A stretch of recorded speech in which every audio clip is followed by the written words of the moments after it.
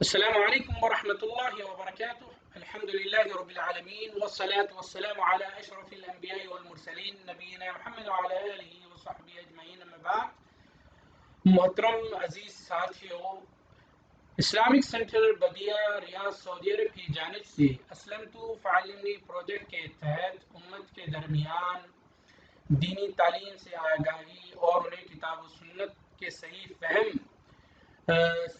سے متعلق on line classes کا سلسلہ جاری ہے۔ تو آج میں آپ کے سامنے لیول 2 کے لیے تیسرا درس نمبر 3 کو لے کر آپ کے سامنے پیش ہوا ہوں۔ پچھلے درس میں ہم نے مختصر طور پر ایمانیات کے تعلق سے پڑھا تھا، اور پھر ایمانیات جو 6 ہیں، اور پھر ہم نے اللہ پر ایمان لانے کا کیا مطلب ہے اور اس کا کیا مفہوم ہے اور اس کے کیا تقاضے ہیں، اس کے بارے میں ہم نے تفصیل کے ساتھ پڑھا تھا۔ آج جو دوسرا معاملہ جو ہے ایمانیات میں، وہ ہے فرشتوں پر ایمان، اس کے تعلق سے پڑھیں گے۔ تو جو ہمارے ساتھی گروپ میں نئے جوائن ہوئے ہیں، پچھلے درس کے تعلق سے ان کو کوئی اطلاع نہیں ہے، تو مجھ سے ڈائریکٹ رابطہ کریں، میں انشاءاللہ ان کو درس واٹس ایپ پر بھجوا دوں گا۔ واٹس ایپ سے مجھ سے رابطہ کریں، یا نہیں تو ہم یہ تمام دروس کو یوٹیوب پر اپلوڈ کر رہے ہیں آپ تمام لوگوں کی آسانی کے لیے۔ اس وجہ سے جو ہمارے بھائی یہاں گروپ میں نئے جوائن ہوئے ہیں، وہاں سے بھی استفادہ کر سکتے ہیں، اور جس کے پاس سلیبس نہیں ہے وہ بھی مجھ سے رابطہ کریں، انشاءاللہ میں سلیبس بھیج دوں گا۔ اگر جس کے پاس سلیبس ہے وہ کتاب کھول کے بھی پڑھ سکتے ہیں، یعنی تو آپ کو اسکرین پر نظر آ رہا ہے۔ تو دوسری جو ایمانیات میں دوسرا جو شعبہ ہے وہ ہے فرشتوں پر ایمان۔ فرشتوں پر ایمان یعنی ایسا پختہ اعتقاد رکھنا کہ اللہ تعالیٰ کے لیے فرشتے ہیں جنہیں اللہ تعالیٰ نے نور سے پیدا کیا ہے، اور ان کے ذمے جو کام سونپے ہیں اسے پوری پابندی اور عینی فریضے کے طور پر انجام دیتے ہیں۔ اللہ تعالیٰ نے انہیں اپنے حکم کے لیے مکمل اطاعت سے نوازا اور اسے سر انجام دینے میں انہیں مکمل قوت عطا فرمائی ہے، کیونکہ انسان کو اللہ تعالیٰ نے مٹی سے پیدا کیا ہے، جنوں کو اللہ تعالیٰ نے آگ سے بنایا ہے، تو فرشتوں جو مخلوق ہے اللہ تعالیٰ نے انہیں نور سے پیدا کیا ہے، اور بتایا کہ وہ جو اللہ تعالیٰ ان کو حکم دیتے ہیں وہ اللہ رب العالمین کا پورا حکم بجا لاتے ہیں، اور تھوڑی سی بھی نافرمانی نہیں کرتے، تھوڑی سی بھی کوتاہی اس میں اللہ رب العالمین کے فرمان میں ان سے سرزد نہیں ہوتی۔ قرآن میں اللہ رب العالمین نے واضح طور پر بتا دیا کہ جو انہیں حکم دیا جاتا ہے وہ پورا کا پورا بجا لاتے ہیں، اور ان سے تھوڑی سی بھی معصیت نہیں ہوتی۔ یہ فرشتے ایک غیبی عالم، یعنی عالم کہتے ہیں دنیا ہے، غیبی عالم دنیا ہے یہ، جنہیں اللہ تعالیٰ نے پیدا فرمایا۔ یہ اللہ تعالیٰ کی عبادت گزار مخلوق ہے، ان میں رب یا الہ ہونے کی کوئی خاصیت یا خوبی قطعی طور پر نہیں ہے۔ اللہ تعالیٰ نے انہیں نور سے پیدا کیا، اور اللہ تعالیٰ نے انہیں اپنے حکم کو بجا لانے کے لیے اور اس کو حسب مرضی مولا سر انجام دینے، حسب مرضی مولا سر انجام دینے کے لیے مکمل قوت اور بھرپور تابعداری کی صفت سے نوازا ہے۔ اللہ رب العالمین کا فرمان ہے سورہ انبیاء کی آیت نمبر 19-20 میں، اللہ رب العالمین فرماتے ہیں وَلَهُ مَنْ فِي السَّمَاوَاتِ وَالْأَرْضِ وَمَنْ عِنْدَهُ لَا يَسْتَكْبِرُونَ عَنْ عِبَادَتِهِ وَلَا يَسْتَحْسِرُونَ يُسَبِّحُونَ اللَّيْلَ وَالنَّهَارَ وَلَا يَفْتُرُونَ۔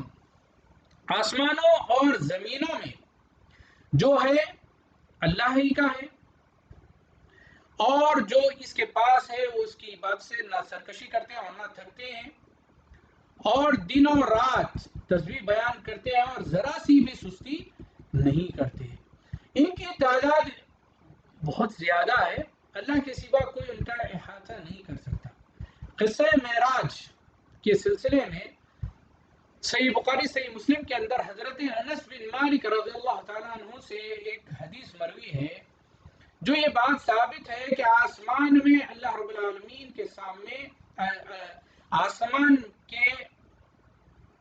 ثابت ہے کہ آسمان میں اللہ کے نبی کریم صلی اللہ علیہ وسلم کے سامنے البیت المعمور کو پیش کیا گیا، جس میں ہر روز 70,000 فرشتے نماز ادا کرتے ہیں۔ جب وہ اس سے نکل جاتے ہیں تو پھر دوبارہ اس میں نماز ادا کرنے کا موقع انہیں نہیں ملتا۔ بات ہوتی ہے۔ اللہ اکبر! اس سے اندازہ لگا سکتے ہیں کہ فرشتوں کی تعداد کتنی زیادہ ہے۔ روز 70,000 فرشتے وہاں نماز ادا کرتے ہیں، تو سوچئے آپ کہ کتنے ہوں گے فرشتے۔ پھر ان کو پھر موقع نہیں ملتا، جسے ایک مرتبہ موقع مل گیا پھر انہیں موقع نہیں دیا جائے گا۔ اب فرشتوں پر ایمان لانے سے کیا مراد ہے؟ صاحب کتاب کہتے ہیں فرشتوں پر ایمان لانے سے چار باتیں شامل ہیں، چار چیزوں کو شامل ہے۔ کیا ہے وہ؟ پہلی چیز ان کے وجود پر ایمان رکھنا، کیونکہ انسان کیا کرتا ہے، جسے جو دکھائی نہیں دیتا اس کا انکار کرنے میں پہل رہتا ہے۔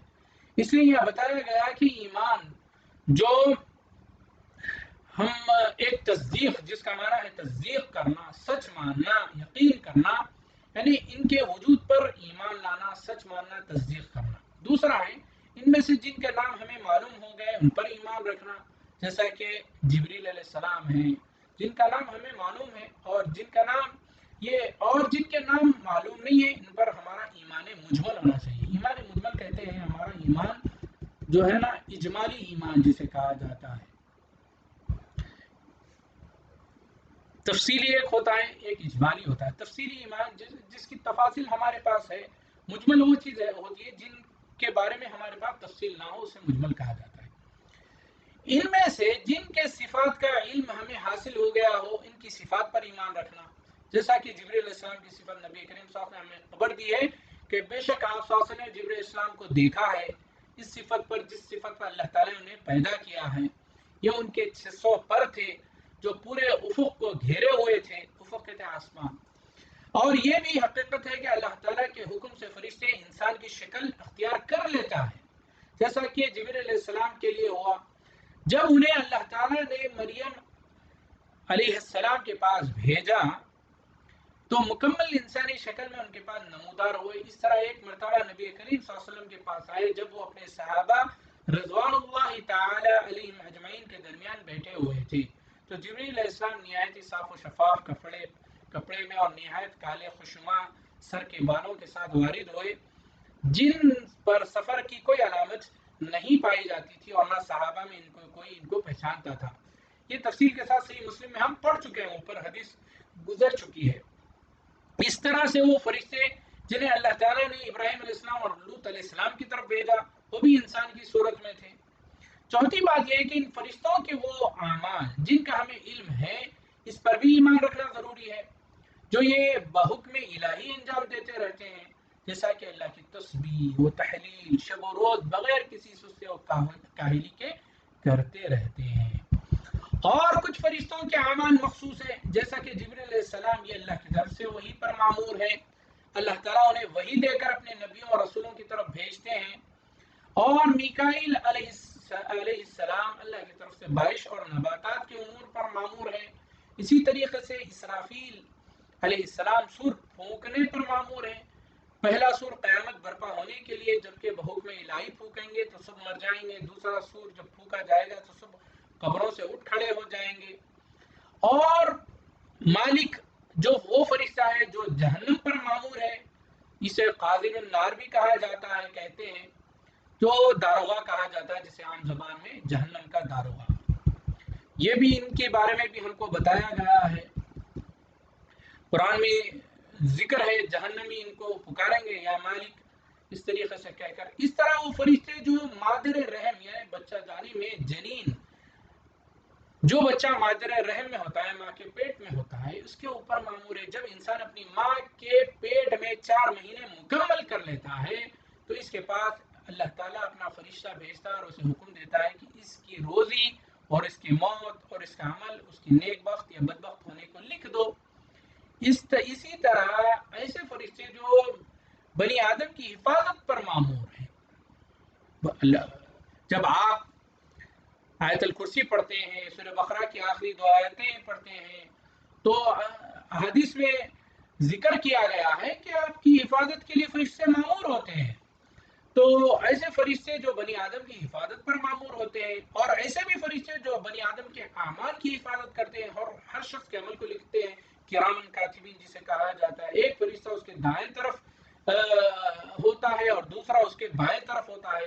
اسی طرح ایسے بھی فرشتے جو میت سے قبر میں سوال کرنے پر مامور ہیں، جب کوئی بندہ قبر میں رکھ دیا جاتا ہے تو اس کے پاس دو فرشتے آتے ہیں اور اس کے رب، اس کے دین اور اس کے نبی کریم نبی کے تعلق سے سوال کرتے ہیں۔ تو یہ فرشتوں کی یہ چیزیں ہیں، یہ فرشتے ان تمام کاموں پر مامور ہیں جن کے بارے میں ہم کو تفصیل سے معلوم بتایا گیا ہے، ان پر بھی ایمان رکھنا ہے، جن کے بارے میں تفصیل نہیں بتائی گئی ان پر بھی ہم کو ایمان رکھنا ہے۔ دوسری بات یہاں بتائی گئی ہے کہ فرشتوں پر ایمان رکھنے سے بہت عظیم فائدے حاصل ہوتے ہیں۔ وہ چند فائدے کیا ہیں؟ اس سے اللہ رب العالمین کی عظمت و قدرت اور اس کے قادر مطلق ہونے کا علم حاصل ہوتا ہے۔ اللہ اکبر، اللہ تعالیٰ کیسا عظیم ہے، کیسا قدیر ہے، کیسا وہ پورے کائنات کو چلا رہا ہے، کیونکہ جب مخلوق اتنی عظیم ہے تو پھر اس کے خالق، اس کا خالق، اس کا پیدا کرنے والا کتنا عظیم ہوگا۔ بنی آدم کے ساتھ اس کی عنایت خاص ہمیں للہ اور اللہ کا شکر گزار بندہ بننے کا علم دیتی ہے، کیونکہ اللہ تعالیٰ نے ان فرشتوں میں سے کچھ فرشتوں کو بنی آدم کی حفاظت اور ان کے اعمال کی لکھائی اور ان کے دیگر مصالح اور خیر کی نگرانی پر مامور کیا ہے۔ اللہ رب العالمین، بندہ شکر ادا کرنے کی طرف مائل ہوتا ہے کہ اللہ تعالیٰ نے ہمارے لیے بہترین انتظام کیا ہے، ہماری حفاظت کا، ہمارے نیک اعمال کی کتابت کا، اور ہمارے نیک اعمال جو ہے خیر و کی نگرانی جو بھی ہوتی ہے ان تمام پر ان فرشتوں کو معمور کیا ہے۔ تیسری بات، فرشتوں کا مشغلہ اللہ تعالیٰ کی عبادت اور اس کی عبادت اس کے ہر حکم کی بجاوری ہے، اس لیے ہمیں فرشتوں سے محبت ہونی چاہیے، محبت کرنی چاہیے۔ تو یہ فرشتے کیونکہ اللہ رب العالمین کے عبادت گزار بندے ہوتے ہیں، ان سے کوئی گناہ سرزد نہیں ہوتا، وہ اللہ تعالیٰ کے ہر حکم کی بجاوری کرتے ہیں، اس لیے ہم تمام کو ایسی برگزیدہ مخلوق سے ہم تمام کو محبت کرنی چاہیے۔ کچھ سرپیرے دین سے بدزن لوگوں کا یہ کہنا ہے کہ فرشتے جسم والے نہیں ہوتے ہیں، بلکہ وہ ایک خیر کی قوت سے عبارت ہے جو دیگر مخلوقات کے اندر پوشیدہ ہے۔ ان کا یہ عقیدہ باطل عقیدہ سراسر باطل ہے اور اس سے کتاب اللہ اور سنت نبی صلی اللہ علیہ وسلم اور اجماع مسلمین کی تکذیب لازم آتی ہے۔ یہ عقیدہ اہل سنہ والجماع کے مخالف اگر کوئی یہ عقیدہ رکھتا ہے تو وہ غلط عقیدہ، باطل عقیدہ کہلایا جائے گا۔ اس عقیدے کے باطل ہونے پر قرآن کریم کی آیت کریم ملاحظہ فرمائے، سورہ فاطر کی ابتدائی آیت ہے، الحمد للہ الذی فاطر السماوات والارض جاعل الملائکة رسلا اولی اجنحة مثنى وثلاث ورباع۔ اللہ تعالیٰ کے لیے ہی، اس اللہ تعالیٰ کے لیے تمام تعریفیں سزاوار ہے جو ابتداءً آسمان اور زمین کو پیدا کرنے والا ہے اور دو دو تین تین چار چار پروں والے فرشتوں کو اپنا پیغمبر خاصد بنانے والا ہے۔ اور صحیح بخاری میں نبی کریم صلی اللہ علیہ وسلم سے حضرت ابو ہریرہ رضی اللہ تعالیٰ عنہ سے روایت کرتے ہیں کہ آپ صلی اللہ علیہ وسلم نے فرمایا، اللہ تعالیٰ جب کسی بندے سے محبت کرنے لگتا ہے تو جبریل علیہ السلام کو آواز دیتا ہے کہ اپنے فلاں بندے سے محبت کرتا ہے، کہ اللہ تعالیٰ فلاں بندے سے محبت کرتا ہے، اے جبریل تم بھی اس سے محبت کرو۔ تو جبریل علیہ السلام بھی اس سے محبت کرنے لگتے ہیں۔ پھر جبریل علیہ السلام آسمان والوں میں اعلان کرتے ہیں کہ اللہ تعالیٰ اپنے فلاں بندے سے محبت کرتا ہے تو تم بھی اس سے محبت کرو۔ یہ سن کر تمام آسمان والے یعنی فرشتے مراد اس سے محبت کرنے لگتے ہیں اور بھی اس بندے کے لیے زمین پر بھی مقبولیت رکھ دی جاتی ہے۔ نیز ابو ہریرہ رضی اللہ تعالیٰ عنہ سے اسی میں سے یہ بھی مروی ہے کہ نبی کریم صلی اللہ علیہ وسلم نے فرمایا، جب جمعے کا دن ہوتا ہے تو مسجد کے تمام دروازوں پر فرشتے موجود ہوتے ہیں۔ مسجد میں داخل ہونے والے نمازیوں کو ترتیب سے نمبر وار داخل ہونے پر ایک کے بعد دیگر ان کا نام لکھتے ہیں، یہاں تک کہ جب امام منبر پر آ کر بیٹھ گیا تو وہ بھی اپنے رجسٹر بند کر کے سمیٹ لیتے ہیں اور سب آ کر یکسو ہو کر خاموشی سے خطبہ جمعہ سنتے ہیں۔ قرآن و سنت کی یہ دلیلیں نہایت واضح اور بالکل صریح ثبوت ہے کہ فرشتے جسم والے ہوتے ہیں، نہ کہ زائغین، یا کہ بقول کہ وہ اس کائنات میں ایک معنوی قوت ہے، اور کتاب و سنت کا جو مقتضا ہے اس پر تمام مسلمانوں کا ایمان اور اتفاق ہے، فرشتے جسم والے ہوتے ہیں۔ تو یہ فرشتوں کے تعلق سے چند باتیں تھیں جو میں نے آپ کے سامنے رکھ دی، اور میں یہیں پر اپنے درس کو روکتا ہوں اور اللہ رب العالمین سے دعا کرتا ہوں کہ اللہ تعالیٰ ہم تمام کو فرشتوں پر جیسا ایمان لانا چاہیے اس طریقے سے ایمان لانے کی توفیق دے، اور اللہ تعالی ہمارا شمار بھی نیک لوگوں میں فرما، اور ہاں اللہ تعالی ہمارا شمار ان لوگوں میں فرما جن سے اللہ تعالی حضرت جبرائیل اور تمام فرشتے اور دنیا والے محبت کرتے ہوں۔ والسلام علیکم ورحمۃ اللہ وبرکاتہ۔